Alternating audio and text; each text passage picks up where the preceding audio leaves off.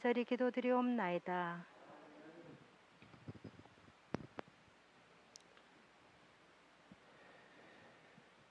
예, 드디어 이제 전도서가 이제 9장 아홉 번째 이제 강의 들어가겠습니다.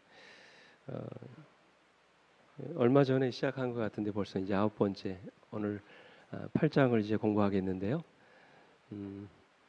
우리 오늘 본문의 말씀은 다 읽지 않고 전도서 8장 9절부터 15절까지만 우리 함께 먼저 교독하겠습니다. 제가 먼저 읽을게요. 내가 이 모든 것들을 보고 해 아래에서 행하는 모든 일들을 마음에 두고 살핀즉 사람이 사람을 주장하여 해롭게 하는 때가 있도다. 그런 후에 내가 본즉 악인들은 장사하시는 바 되어 거룩한 곳을 떠나 그들이 그렇게 행한 성읍 안에서 잊어버린 바 되었으니 이것도 헛되도다.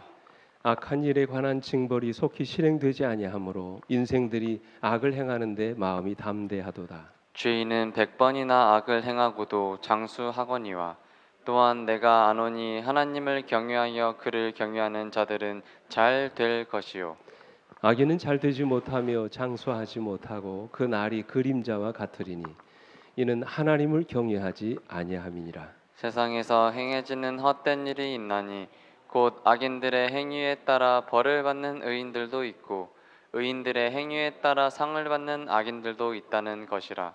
내가 이르노니 이것도 헛되도다. 15절 말씀 시작.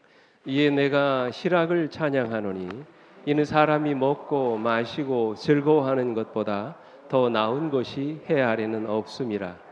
하나님이 사람을 해 아래에서 살게 하신 날 동안 수고하는 일 중에 그러한 일이 그와 함께 있을 것이니라. 아멘.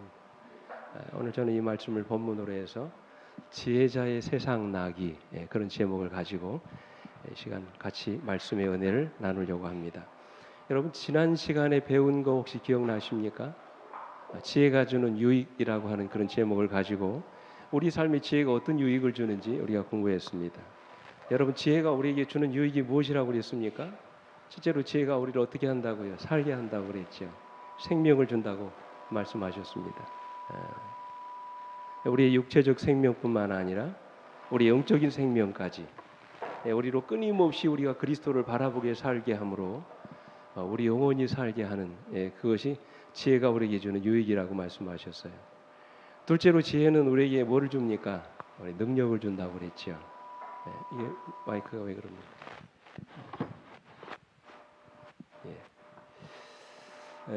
그래서 지혜가 우리에게 강한 능력을 준다. 그래서 우리가 필요할 때마다 주님께서 우리에게 주 안에서 살아갈 수 있는 능력과 힘을 우리 모두에게 주신다고 그렇게 말씀을 하셨어요. 마지막으로 세 번째로 지혜가 우리에게 주는 유익이 뭡니까? 지혜는 우리의 뭐를 빛나게 한다고요? 얼굴을 빛나게 한다 그랬어요. 그래서 우리의 외모뿐만 아니라 속사람까지도 우리가 주님을 닮게 지혜가 우리를 그렇게 변화시킨다고 말씀을 드렸습니다.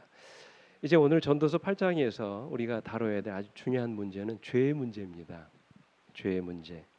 아마 여러분들도 이 문제로 많이 고민하고 때로는 갈등하시는 그런 때가 있으리라 생각되는데 왜 이 땅에 악이 존재하는가? 여러분 그 문제로 고민해 보신 적이 있으세요? 왜 이 땅에 죄악이 승리하는 것처럼 보이는가? 믿음의 노독들도 그런 문제로 고민했습니다. 한마디로 이 세상의 부조리 문제, 이런 문제를 우리가 다루게 될 것입니다. 이런 세상에서 우리가 어떻게 사는 것이 정말 지혜로운 것인가? 특히 우리가 사는 이 세상은 온갖 모순으로 가득 찬 세상입니다. 그죠? 의인이 고통을 받고 악인이 득세하는 세상이에요. 악인이 형통하고 의인이 멸시를 받는 세상이에요. 의롭게 사는 사람이 바보 취급을 당하고 적당히 거드름을 피우고 요령만 피우고 사는 사람이 인정을 받는 그런 세상입니다. 어느 개그맨의 고백처럼 조금만 비겁해지면 인생이 행복해지는 세상입니다. 그죠? 사실 이런 문제들은 신앙이 없는 사람들에게는 아무 문제가 되지 않습니다. 그들은 어차피 하나님이 없이 이 세상이 저절로 굴러간다고 믿기 때문입니다. 근데 하나님을 믿는 사람들에게 이것이 이해가 안 될 때가 참 많아요. 어떻게 하나님이 살아계시는데 이런 일들이 일어나는가? 어떻게 하나님이 살아계시다면 이런 일들이 일어나도록 묵인하시나? 어떻게 하나님이 계시는데 악인이 형통하고 의인이 고통을 받으며 살아가는가? 때로 이해할 수 없는 고통과 어려움을 만날 때마다 우리는 이런 문제로 고민하고 또 괴로워합니다. 어떻게 해야 합니까? 그러나 이런 고민은 우리뿐만 아니라 이 전도서를 기록한 솔로몬을 비롯해서 성경에 나오는 모든 믿음의 노독들의 고민이기도 합니다. 하박국 1장 2절로 3절에 뭐라고 말씀하십니까? 3절에 어찌하여 내게 죄악을 보게 하시며 패역을 눈으로 보게 하시나이까? 겁탈과 강포가 내 앞에 있고 변론과 분쟁이 일어났나이다. 이 세상이 하나님이 계시는 이 세상, 그저 다스리시는 이 나라, 왜 세상이 이렇게 되느냐는 거죠. 이 다윗이 또 시편에서 이렇게 한 것도 마찬가지입니다. 그래서 다윗도 뭐라고 말합니까? 73편의 2절에 나는 거의 뭐 할 뻔했다고요? 넘어질 뻔하였고 나의 걸음이 미끄러질 뻔하였으니 이는 내가 악인의 형통함을 보고 오만한 자를 질투하였음이니라. 그렇게 말씀하셨어요. 오히려 악한 일을 행한 사람들이 더 잘 되고 복을 받는 것처럼 그렇게 보이는 세상에 우리가 산다는 것입니다. 오늘 솔로몬이 제기한 문제도 똑같습니다. 전도서 8장 10절로 11절의 말씀인데요. 다 읽지 않고 11절에 보세요. 악한 일에 관한 징벌이 속히 실행되지 아니하므로 인생들이 악을 행하는데 마음이 어떻게 됐다고요? 담대해졌다 그랬어요. 이 말씀을 현대인의 성경에 이렇게 말합니다. 악인들은 죽어 무덤에 묻히고 그를 묻고 돌아오는 길에 사람들은 죽은 자들의 악을 다 잊어버리며 죽은 자들은 자기들이 범죄하던 바로 그 도시에서 칭찬을 받으니 이것도 헛되도다. 11절에 하나님이 죄인들을 즉시 벌하시지 않기 때문에 사람들의 마음이 악을 행하는데 담대하다 그랬어요. 이런 세상에서 우리가 어떻게 살아야 합니까? 어떻게 사는 것이 진정 지혜롭게 사는 것일까요? 오늘 본문의 말씀 속에서 몇 가지 좀 그 답을 찾으려고 합니다. 첫째로 지혜로운 사람은 우리의 어두운 현실을 인정해야 합니다. 아직도 이 세상이 사단의 지배 아래 있음을 우리는 인정해야 합니다. 그래서 의인이 고통을 받고 어려움을 당하는 거예요. 이미 십자가에서 주님이 자기 생명을 지불하고 인류를 죄로부터 구원해 주셨지만 아직도 이 세상은 뭐가 지배합니까? 죄가 지배하는 세상입니다. 그죠? 주님이 이미 사탄의 머리에 치명적인 상처를 입히고 온 우주 앞에 그의 정체를 폭로하셨지만 아직도 이 세상은 사탄의 영향 아래에 있음을 우리는 인정해야 합니다. 그죠? 이미 십자가에서 선악의 대쟁투는 끝이 났고 사단의 운명은 결정됐지만 아직도 이 세상에는 여전히 죄악의 잔재들이 남아 있음을 우리가 인정해야 된다는 것입니다. 그죠? 우리가 이 죄악 세상으로부터 구원받는 날 마침내 우리는 이 세상의 죄악으로부터 자유롭게 될 것입니다. 그러나 그때까지 주님 말씀처럼 너희가 세상에서 환난을 당하나 강하고 담대하라 내가 세상을 이기었노라 주님이 그렇게 말씀을 하십니다. 그때까지 우리는 우리의 어두운 현실을 받아들여야 돼요. 그게 지혜라고 말씀하십니다. 지혜로운 사람은 어두운 이 세상의 현실을 어떻게 해야 돼요? 인정해야 됩니다. 우리 아이들의 동화에 나오는 이야기 중에 여우의 지혜라고 하는 그런 이야기가 있습니다.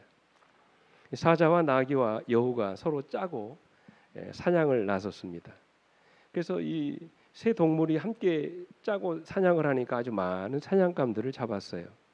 이제 드디어 사냥감들을 잡은 다음에 이 사자는 나귀를 시켜서 그것들을 나누게 했습니다. 그러자 나귀가 불평이 없도록 셋이서 똑같이 세 몫을 나눴습니다. 그리고는 사자에게 먼저 고르라고 그랬어요. 그러자 이 사자가 화를 내면서 나귀를 잡아먹었습니다. 그리고는 여우에게 다시 사냥감을 나눠보라고 했습니다. 여우는 나귀가 갈라놓았던 것을 다시 모아서 한 무더기로 쌓아놓고 자기 몫은 아주 조금만 챙기고 대부분은 사자 몫으로 떼놓았습니다. 그리고는 드시지요 그랬어요. 그때 이 사자가 빙글에 웃으면서 여우에게 하는 말이 그래 내가 지혜로운 여우구나. 누가 너한테 이런 지혜를 가르쳐 주더냐 물었어요. 그때 여우가 한 말이 있죠. 뭐라고 합니까? 나귀의 죽음입니다. 그가 죽는 걸 보고 이런 지혜를 얻었습니다. 그렇게 대답을 했다는 것입니다. 무슨 이야기입니까? 이처럼 세상은 억울한 일들이 많습니다. 힘 있는 사람들이 세상을 지배하고 약한 사람들이 지배를 받는 것처럼 보이는 세상이 이런 구조 속에서 우리가 살아갑니다. 오늘 본문 2절 5절 말씀을 좀 보시면 이렇게 말씀하셨어요. 내가 고나노라 왕의 명령을 지키라. 이미 하나님을 가리켜 맹세하였음이니라. 왕 앞에서 물러가기를 급하게 하지 말며 악한 것을 일삼지 말라. 왕은 자기가 하고자 하는 것을 다 행함이니라.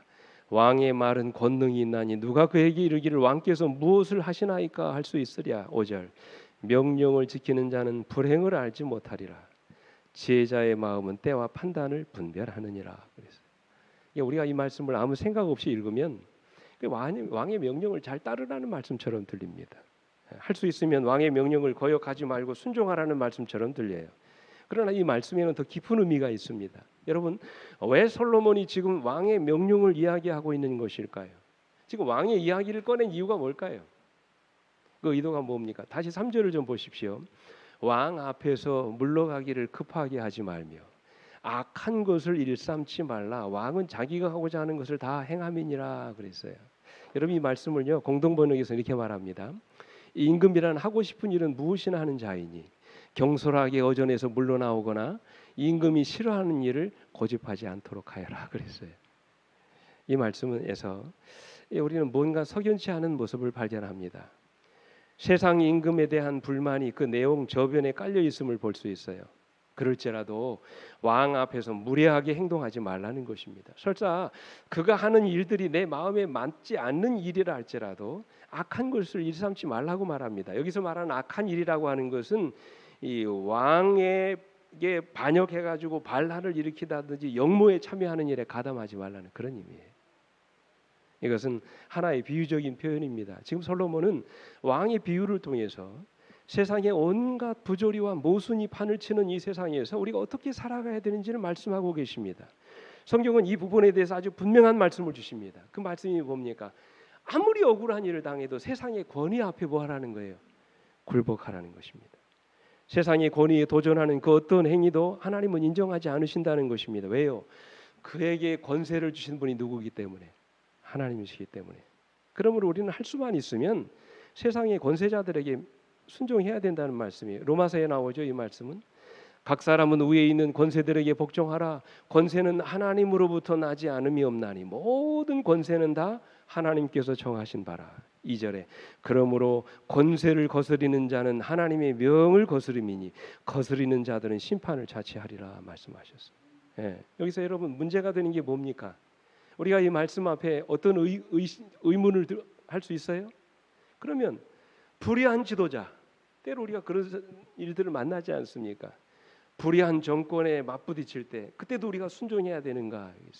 그렇지 않습니까? 마치 그 히틀러 같은 아주 불의한 지도자 앞에 우리가 그의 명령에 우리가 순종해야 되는가? 이때 대부분의 사람들은 세상의 부조리와 맞서 싸워야 된다고 주장합니다. 그죠? 교회지만 끝까지 투쟁하고 부딪혀야 된다고 말합니다. 흔히 얘기해서 사회주의 신학자들. 교회가 가만히 있으면 안 된다는 거예요. 요즘 그렇잖아요. 코로나 시대 여러분 잘 아시는 서울의 한 교회가 이제 모든 공격과 지탄의 대상이 되니까 말이죠. 막 온 교회가 들고 일어나지 않습니까? 여의도 광장에 나가서 막 피켓을 들고 막 싸우고 정권 타도해야 된다고 그러고 대통령 하야시켜야 된다고 얘기하고 막 그러지 않습니까? 촛불 집회 열고. 이게 과연 맞느냐 하는 것이죠. 그리스도인들이. 여러분 잘 아시는 독일의 신학자이자 목사였던 디트리히트 본헤퍼라고 하는 목사가 있습니다. 이분이 나치 치하에서 제가 말씀드렸던 것처럼 히틀러가 복음주의 신학자, 이 목회자 5만 명을 죽입니다. 히틀러 치하에서. 우리는 지금까지 히틀러가 600만 명의 유대인만 죽은 것으로 알고 있습니다만 그가 다스리면서 무려 그에게 반역을 이렇게 일으켰던 목회자 5만 명을 죽였어요. 이 본헤퍼는 도대체 하나님의 백성들은 밤낮 기도만 하고 있어야 되나 막 들고 일어났습니다. 이런 자를 왜 우리가 가만히 놔둬야 되나 깊은 고민에 빠졌습니다. 그는 결국 히틀러를 죽여야 된다는 결론을 내리고 암살 계획을 세웁니다. 근데 그 계획이 그만 탄로나고 체포가 됩니다. 처형을 당하지요. 그때 본헤퍼는 히틀러의 암살 계획을 합리화시키기 위해서 이런 유명한 이야기를 하지요. 이렇게 합니다. 버스 운전사가 술에 만취돼서 사람들을 막 치고 다닌다면 목사로서 어떻게 해야 하는가? 죽은 사람 염이나 해주고 장례식을 집전하는 것이 목사의 사명인가? 이런 상황에서 목사의 사명은 술 취한 운전사를 운전석에서 끌어내리는 거다 그랬어요. 이게 교회가 할 일이라는 거죠. 교회가 그 일을 해야 된다는 거예요. 어떻게 생각하십니까? 우리가 그런 일을 해야 될까요? 성경은 뭐라고 말씀하십니까? 그것은 성경적인 방법이 아니라고 말씀하세요. 그죠? 그것은 세상 사람들이 하는 방법이라고 말씀하시는 거예요. 물론 그것이 원칙에 관한 것이라면 우리는 단호해야 합니다. 세상의 그 어떤 것에도 우리의 원칙을 양보해서는 안 됩니다. 우리의 근간을 흔드는 것이라면 우리는 끝까지 양보해서는 안 됩니다. 이것은 분명하지요. 우리 영감에 그런 말씀이 있어요. 우리는 인간이 세운 정부를 하나님이 임명하신 규범으로 인정하고 그 정당한 범위 안에서, 중요한 말씀이 그겁니다. 그 정당한 범위 안에서 거기에 순종하는 것을 거룩한 의무로 가르쳐야 한다. 아까도 말씀드렸죠. 그러나 그 요구가 하나님의 요구와 못될 때, 상치될 때에는 사람보다 하나님께 순종하여야 한다. 하나님의 말씀은 모든 인간의 법보다 높다는 것을 승인해야 된다 그랬어요. 그러나 여러분, 그럴지라도 우리에게 뭐가 필요합니까? 지혜가 필요하죠. 중요한 것입니다. 그럴지라도 우리에게 뭐가 필요하다고요? 지혜가 필요합니다. 그래서 5절을 보십시오. 이렇게 말씀하세요. 같이 한번 읽어볼까요? 시작. 명령을 지키는 자는 불행을 알지 못하리라. 지혜자의 마음은 때와 판단을 분별하나니라고 그랬어요. 여보세요, 여러분. 제가 빨간 글씨로 했습니다만 지혜자의 마음은 뭐와 뭐를 분별한다고요? 때와 판단을 분별한다고 보내겠어요. 쉬운 성경에서는 이 말씀을 뭐라고 했냐면 이렇게 했어요. 그의 명령을 지키는 자는 해를 입지 않을 것이다. 지혜로운 마음은 보세요. 적절한 때와 절차를 알고 처신한다 그랬어요. 여기에 지혜가 있습니다. 그저 아무렇게나 하는 것이 아니라 지혜자는 반드시 합당한 절차와 방법에 따라 우리의 권리를 주장할 줄 알아야 된다는 것입니다. 한순간도 우리는 우리의 그리스도인다운 모습을 포기해서는 안 된다는 말이에요. 목적을 이루기 위해서 수단과 방법을 무시하는 처사는 지혜롭지 못한 처사라는 것이죠. 한 번은 제가 화요일 오전에 말씀 준비하고 있는데 한 전화가 걸려왔습니다. 전화 통화를 하는데 다짜고짜라고 자기 신분을 밝히지 않으면서 뭐라고 하시냐면 왜 안식일 교회에서는 제사를 안 드리냐는 거예요. 제사 음식 차려놓고 기도하면 안 되냐고 말이에요. 막 저한테 따지는 거예요. 막 아들이 나 죽으면 제사 드리지 않는다고 했다고 막 잔뜩 화가 난 목소리로 아버지가 막 얘기하는 것입니다. 그러면서 하시는 말씀이 다른 교회에서는 제사를 드린다는데 왜 안식일 교회는 제사 드리면 안 되고 음식 차려놓고 기도도 하면 안 되느냐고 막 그렇게 가르치냐고 저한테 막 따져 묻습니다. 아마 제가 자세한 내막을 들어보니까 추석 명절을 앞두고 제사 드리는 문제로 조금 다툼이 있으셨던가 봅니다. 그분과 전화를 끊고 오늘 말씀에 비추어서 좀 곰곰이 생각해 봤어요. 물론 그분의 주장이 틀리지 않습니다. 당연히 우리는 제사를 드리지 않습니다. 죽은 자를 위해서 제사를 드리는 것을 성경이 금하고 있는 것은 사실입니다. 그러나 그분이 오늘 이 지혜자의 권고를 귀담아 들었다라면 좀 더 지혜롭게 이 문제를 처신할 수 있었지 않았을까. 보세요. 적절한 때와 절차를 알고 우리가 때로 처신해야 됩니다. 다만 우리에게 지혜가 필요하지요. 억울한 일을 당해도 그리스도인다움을 잃지 않은 자세가 필요합니다. 우리의 모습 속에서 내가 그리스도인임을 그들에게 보여줄 수 있어야 된다는 것이죠. 그때 하나님은 우리의 모습을 통해 영광을 받으시게 되는 것입니다. 이것이 세상을 살아가는 지혜자의 첫 번째 모습이에요. 둘째로 지혜로운 사람은 역사의 마지막을 볼 수 있어야 합니다. 저는 여기에 우리 소망이 있다고 생각합니다. 흔히 말하는 종말론적인 의식이 우리 마음을 지배해야 돼요. 그죠? 세상의 온갖 부조리와 비리를 목격하고 살면서도 우리가 끝까지 진리 편에서 하나님 말씀대로 사는 이유가 뭡니까? 역사의 마지막에 누가 하나님이 우리를 뭐 하실 거다? 심판해 주실 것이다.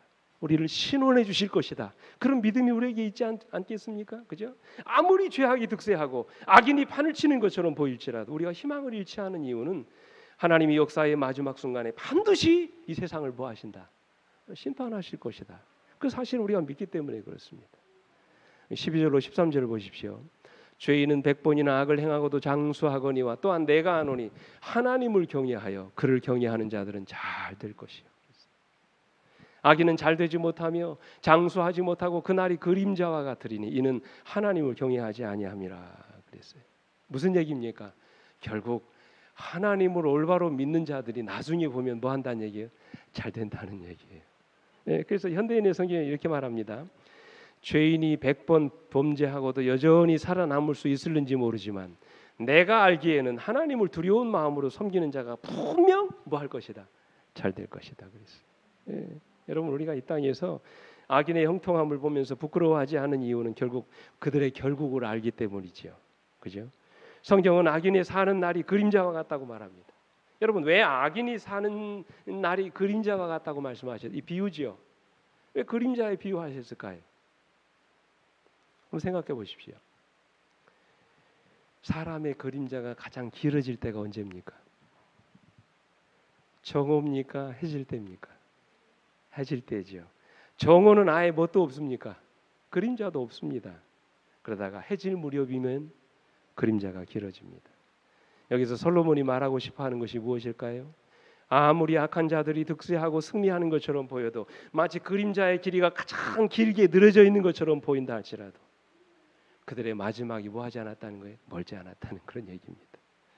악인이 사는 날이 그와 같다는 것이에요. 이제 곧 하나님의 심판이 이르러 온다는 것입니다. 그러므로 불평하거나 부러워할 이유가 없다는 것이지요.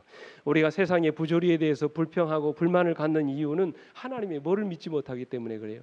심판을 믿지 못하기 때문에 그래요.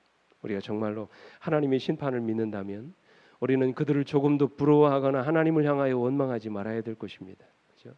왜요? 그들은 부러워할 대상이 아니라 불쌍히 여겨야 할 대상들이기 때문에 그렇습니다. 물론 이 세상에는 우리가 이해할 수 없는 일들이 많습니다. 14절 말씀처럼 세상에서 행해지는 헛된 일이 있나니 곧 악인들의 행위에 따라 벌을 받는 의인들도 있고 의인들의 행위에 따라 상을 받는 악인들도 있다는 것이라 내가 이르노니 이것도 때도다 그랬어요. 그러나 머지않아 주님이 오셔서 이 세상을 심판하실 때 우리가 결국 그들의 결말을 보게 될 것이라는 그런 말씀이에요. 그죠? 그래서 시편 73편에서 뭐라고 말씀하십니까? 우리가 어디 들어갈 때? 하나님의 성소에 들어갈 때야 그들의 뭐를? 종말을 깨달았다. 그래서 역사의 마지막 순간에 하나님이 그들을 심판하실 때 그들의 결국을 우리가 보게 될 거라는 그런 말씀이에요. 여러분 잘 아시는 엘리 위젤이라고 하는 이 헝가리 출신의 종군 기자, 이 사람이 지은 책 가운데 밤이라고 하는 그 소설이 있습니다. 이 밤이라고 하는 소설은 2차 세계대전 당시에 독일에 살고 있던 유대인들은 나치 정권 아래에서 아주 대량 학살, 무참히 죽임을 당했습니다. 여러분 아시는 것처럼 이때 주동자 역할을 했던 사람 가운데 하나가 아이히만이었습니다. 아이히만. 그를 통해서 600만 명에 이르는 유대인들이 죽었습니다. 이 여러분 말이 600만 명이죠. 엄청난 숫자입니다. 600만 명. 우리 서울 인구가 지금 얼마입니까? 1000만 넘지 않아요? 그죠? 절반이 넘는 숫자가 죽은 거예요. 600만. 근데 어느 날 큰 거리에 아치를 세우고 남녀 각각 한 사람씩 어린아이 소년까지 말이에요. 목을 매가지고 매달아 두고서는 사람들이 그 밑으로 지나가게 했어요. 참혹한 현장을 보게 한 것입니다. 그때 이 종군 기자이면서 작가였던 엘리 위젤이 한 독일군을 향해서 하나님이 어디 있느냐고 소리쳐요. 그때 그 능청스러운 이 독일군이 지금 막 죽어가는 저 소년과 함께 너희들이 믿는 하나님이 죽어가고 있다 그렇게 얘기합니다. 근데 여러분 2차 세계대전이 누구의 승리로 마칩니까? 독일군이 아닌 연합군의 승리로 마치잖아요. 그래서 독일이 패망합니다. 그리고는 이 아이만이 잠적해버리죠. 근데 도망 다니다가 유대의 그 비밀 경찰이 이 아르헨티나라고 하는 시골 마을에서 아이만을 찾아냅니다. 수염을 다 기르고 머리 모양도 바꾸고 이름까지 고쳐가지고 아이만이 아닌 것처럼 살다가 잡힌 거예요. 그리고는 방탄 유리 상자에 넣어져 가지고 최고의 재판소에서 재판을 받게 됐어요. 그때 엘리 위젤이 그 책에서 뭐라고 얘기하는 줄 아세요? 하나님이 어디 있느냐 두 번째 질문을 던지면서 이렇게 말합니다. 하나님은 지금 아이만을 심판하고 계신다. 그랬어요. 그래서 바울은 히브리 9장 27절에 이렇게 말합니다. 한 번 죽는 것은 사람에게 정해진 것이요 그 후에는 심판이 있을 것이라고 말해요. 오늘 전도서 12장 14절에도 하나님은 모든 행위와 모든 은밀한 일을 선악간에 뭐 하신다고요? 심판하신다고 말씀하세요. 우리 영감의 글에도 뭐라고 말씀하십니까? 같이 한번 읽어보겠습니다. 시작. 하나님께서 그대를 항상 살피신다는 사실을 기억하라. 모든 사람이 자기의 행위대로 심판받을 때가 다가오고 있다. 그대는 심판정에 서야 한다. 그리스도께서 그대를 받으시든지 물리치든지 하실 것이다. 지금 여러분 하늘 지성소에서 그 일을 하고 있지 않나요? 그대는 심판정에 서야 한다. 그죠?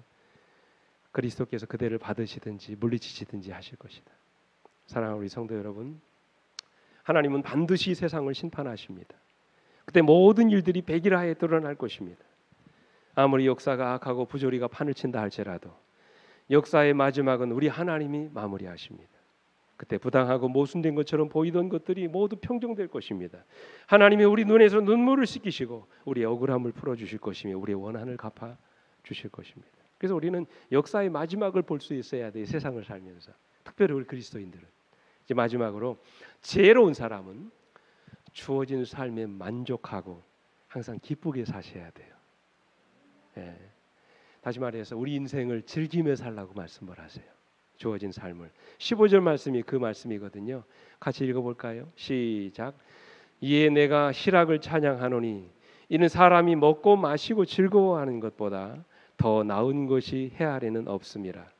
하나님이 사람을 해 아래에서 살게 하신 날 동안 수고하는 일 중에 그러한 일이 그와 함께 있을 것이니라 그랬어요.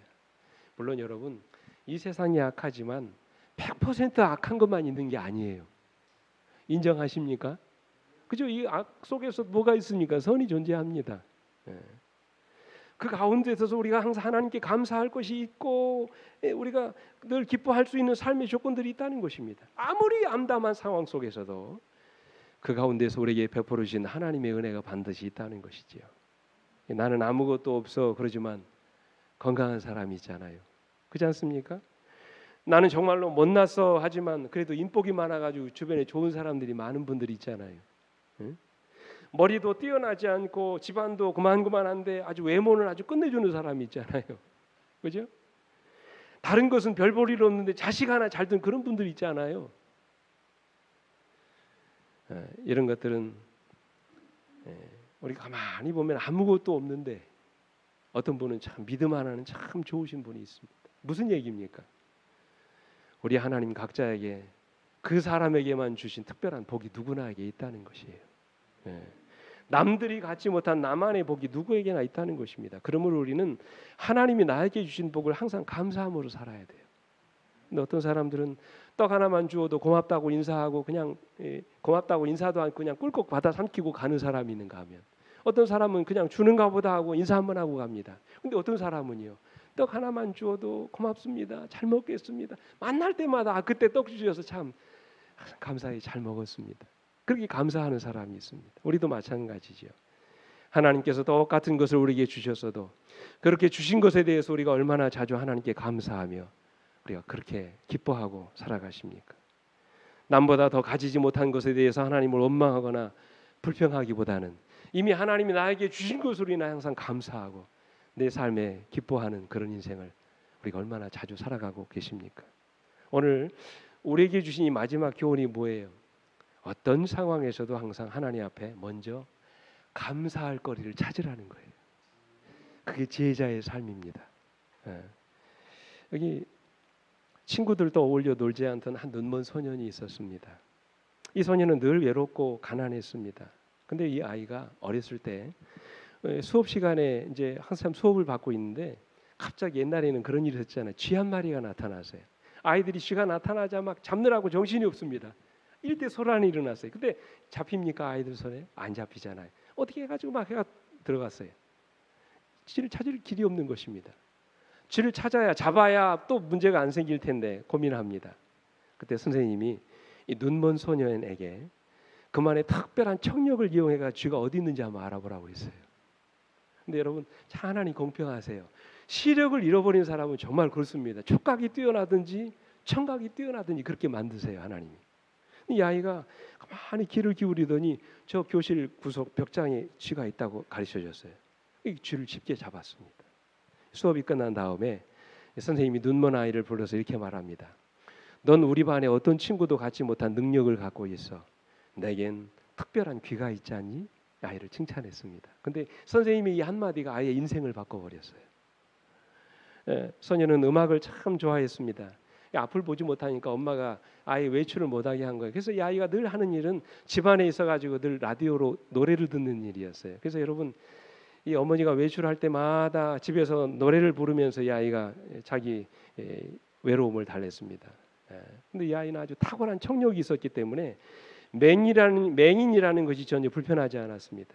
이 아이가 여러분 자기의 재능을 발휘해가지고 불과 11살의 나이에 첫 앨범을 이 아이가 발표하게 됩니다. 이 눈먼 소년이 바로 Just Called to Say I Love You라고 하는 그런 유명한 곡을 세계적으로 히트시켰던 스티비 원더라고 하는 유명한 미국의 가수입니다. 왜 맹인이지만 아주 훌륭한 가수가 됐어요. 이 스티비 원더는 불행하게도 23살에 자동차 사고로 후각마저 잃어버리게 됩니다. 모든 감각을 다 잃어버려요. 근데 자신에게 있는 재능을 발휘해 가지고 미국의 가장 위대한 슈퍼스타가 됩니다. 그는 무슨 이야기든 한번 들으면 그것을 금방 노래로 작곡해 버려요. 좀 대단하지 않습니까? 그런 스티비 원더가 49살이 되던 해에 눈 수술을 받기 위해서 이제 볼티모어에 있는 존 홉킨스 대학에 입원을 합니다. 근데 의사가 말려요. 당신의 시력이 잃어버린 지가 오래됐기 때문에 아무리 개한 수술을 해도 어찌 보면 15분밖에 보지 못할 가능성이 많습니다. 그래요. 근데 그 많은 돈을 들여서 뭐하러 수술하려고 하느냐고. 15분밖에 못 볼지 모르는데 그래요. 근데 본다고 합니다. 수술하겠다고 얘기해요. 도대체 지금까지 안 하시면서 미뤘던 수술을 왜 갑자기 하려고 하십니까? 그렇게 물어요. 무슨 이유라도 있습니까? 물어요. 그때 여러분 이 스티비 원더가 뭐라고 대답한지 아세요?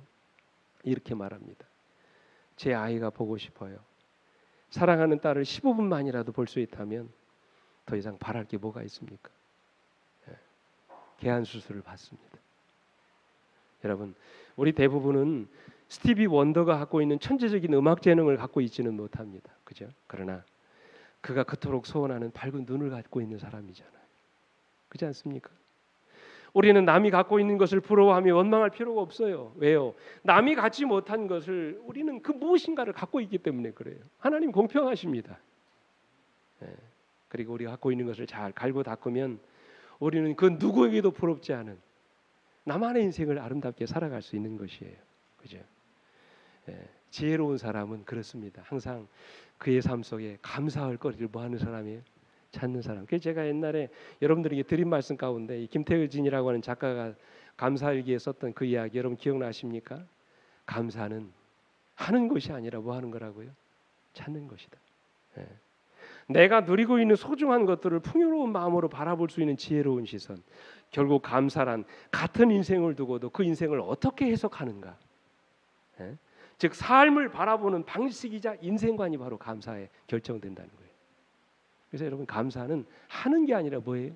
찾는 거라고 그래요. 탈무드에도 그런 말씀이 있습니다. 세상에서 가장 현명한 사람은 배우는 사람이고 가장 강한 사람은 자신을 이기는 사람이며 가장 행복한 사람은 항상 감사하는 사람. 그 다음 말씀이 중요해요. 감사란 주어지는 것이 아니라 자신이 발견하는 것이다. 이게 지혜라는 것이죠. 이제 말씀을 마칩니다.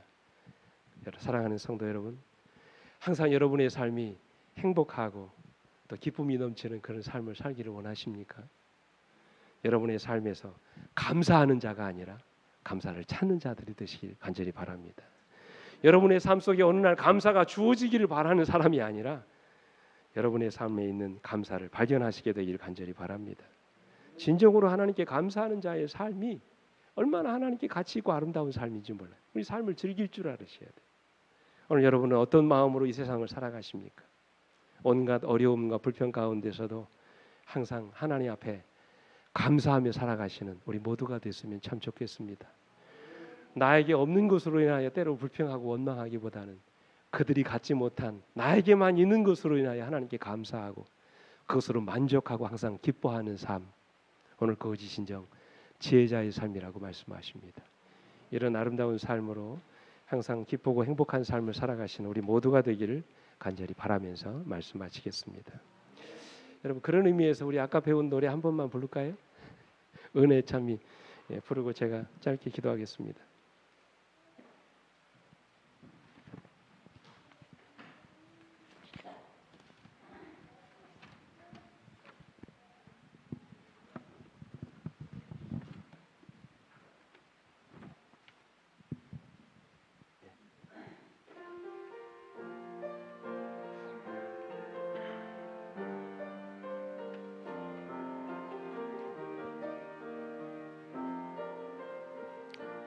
둘, 셋, 넷. 내가 누려왔던 모든 것들이 내가 지나왔던 모든 시간이 내가 걸어왔던 모든 순간이 당연한 것 아니라 은혜였소. 아침 해가 뜨고 저녁에 노을, 봄의 꽃향기와 가을의 열매, 변하는 계절의 모든 순간이 당연한 것 아니라 은혜여서 모든 것이 은혜, 은혜, 은혜, 한없는 은혜. 내 삶에 당연한 것 하나도 없었던 것을 모든 것이 은혜, 은혜여소. 내가 이 땅에 태어나 사는 건 어린아이 시절과 지금까지 숨을 쉬며 살며 꿈을 꾸는 삶 당연한 것 아니라 은혜여소. 내가 하나님의 자녀로 살며 오늘 찬양하고 예배하는 삶 복음을 전할 수 있는 축복이 당연한 것 아니라 은혜여소. 모든 것이 은혜, 은혜, 은혜, 한없는 은혜. 내 삶에 당연한 것 하나도 없었던 것을 모든 것이 은혜, 은혜여소.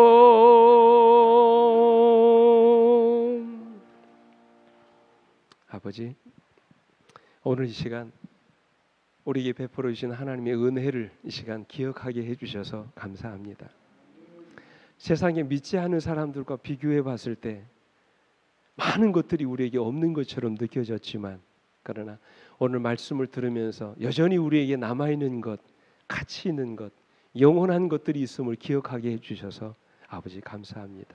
그 역사의 마지막 순간에 하나님을 정말로 신실하게 믿고 섬기는 자들에게 하나님께서 정말로 모든 것이 아름답게 협력하여 다 이루어지시도록 복을 주실 것을 인하여 정말 감사드립니다. 원망하거나 불평하지 않게 하시고 이미 하나님께서 우리들 각자에게 주어진 인생을 값지고 아름답게 그렇게 즐겁게 살아가게 해주시옵소서. 사랑이 많으신 예수님 이름으로 간절히 기도합니다.